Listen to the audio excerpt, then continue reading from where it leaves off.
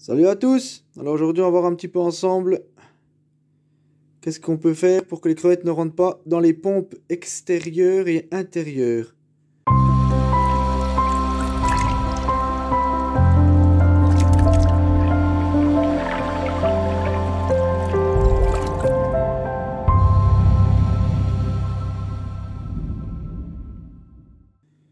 Donc au passage je vais vous montrer un petit coup de bac l'évolution.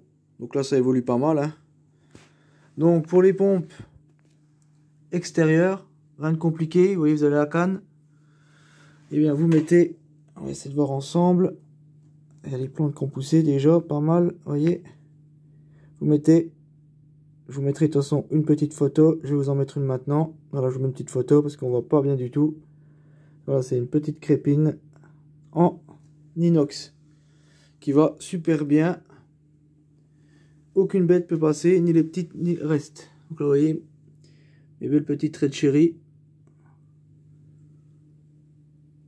Donc maintenant, je reviens avec vous tout de suite. On va passer à l'autre bac pour voir sur une pompe intérieure comment on fait.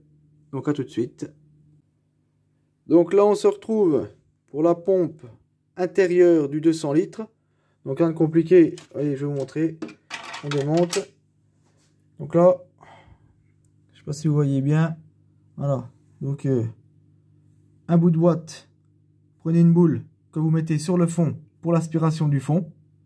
Et une deuxième boule que vous mettez au-dessus. Vous voyez, il y a une fissure qui est juste ici. Ici. Vous mettez dessus. Pour pas que ça puisse rentrer. Et vous voyez, ça coule bien. Ça aspire toujours autant. Bon, le problème, c'est qu'il n'y a plus les feuilles qui passent dedans. Mais ça, c'est pas grave. Et vous voyez, pas de problème. Je vais vous montrer ça avec une pompe qui n'est pas installée. Donc, on se retrouve tout de suite avec la pompe pour vous expliquer plus en détail. Pour ceux qui n'auraient pas bien compris. Et on se retrouve ensemble donc pour une box démontée qui n'est pas installée. Donc on retrouve bien entendu le rejet, la mousse, le chauffage, les deux aspirations qu'on va voir ensemble comment les boucher. Et bien sûr au passage, pour ceux qui en achèteraient une, n'oubliez pas si vous siliconez de faire comme j'ai fait, de me siliconer les 3 fissures que vous voyez là.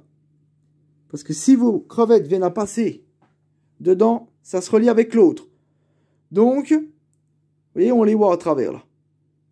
Donc, c'est-à-dire que les crevettes sont bloquées derrière. Si vous m'avez siliconé ça sur les bords, comme vous voyez là, tout le tour, comme moi j'ai fait, et que vous n'avez pas siliconé ça, les crevettes sont derrière, c'est fini. Donc, surtout, n'hésitez pas à siliconer ces 3 trous derrière, parce que normalement, ça c'est des pompes avec des ventouses. Bon, personnellement, si c'est des ventouses que vous mettez, il n'y a pas de souci. Moi, personnellement, je ne les mets pas, parce que je trouve que c'est pas terrible. Les ventouses, elles tiennent un mois, 2 mois, et après ça commence à pas de tomber la pompe, donc aucun intérêt. Donc vaut mieux la siliconer personnellement. Après, si vous achetez un aquarium déjà tout fait avec la pompe siliconée, regardez quand même qu'il n'y a pas les fissures derrière qui sont restées. Sinon, bah, vous leur démontez, vous mettez un coup de silicone, puis vous leur resiliconez. Comme ça, pas de souci. Donc maintenant, on voit ensemble ce qu'il nous faut. Donc là, il va nous falloir du perlon, ou de la ouate blanche, hein, comme vous voulez. Hein. Moi, j'appelle ça... la ouate blanche. Donc rien de compliqué. Vous prenez une petite boule, comme ceci. Ça suffit largement, pas la peine de me prendre le sac complet et puis tout me foutre dedans. Vous enlevez le chauffage qui est là. Vous bourrez à l'intérieur avec une pince ou ce que vous voulez. Vous le mettez jusqu'ici. Bien entendu, bien jusqu'au dernier trait. Vous regardez, essayez de bien voir que c'est bien jusque là. Que ce soit bien mis comme ça. Et ensuite, vous prenez une deuxième boule que vous passez sur le dessus, comme ceci. Là, je vous montre. Vous bourrez. Vous mettez comme ça devant. Passez même derrière un peu le chauffage. Hein. Oui, vous faites un peu, voilà, comme ceci. Voilà. Rien de compliqué.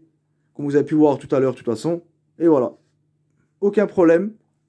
Les crevettes ne rentrent plus. Vous avez vu tout à l'heure que ça poussait toujours aussi bien la pompe. Il n'y a pas de problème. À part que ça aspirera plus, bien sûr, les grosses feuilles, tout ce qui est un peu les feuilles qui se pourrissent, les gros bouts quoi. Après c'est pas très grave hein, ça. Hein.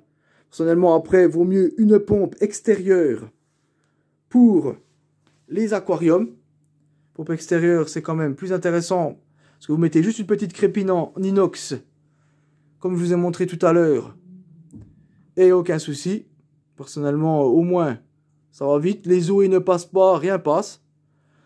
Car les pompes, vous voyez, comme celle-là, c'est quand même chiant. Il y a 2 coins à boucher. Ça fait quand même pas mal de watts à faire. Après, il faut la nettoyer de temps en temps. Donc, ça fait plus de boulot. Personnellement, après, moi, ça me dérange pas. Mais là, ça pourrait les déranger. Ceux qui n'aiment pas trop mettre les mains dans l'eau. Donc, voilà, ma petite vidéo va s'achever ici.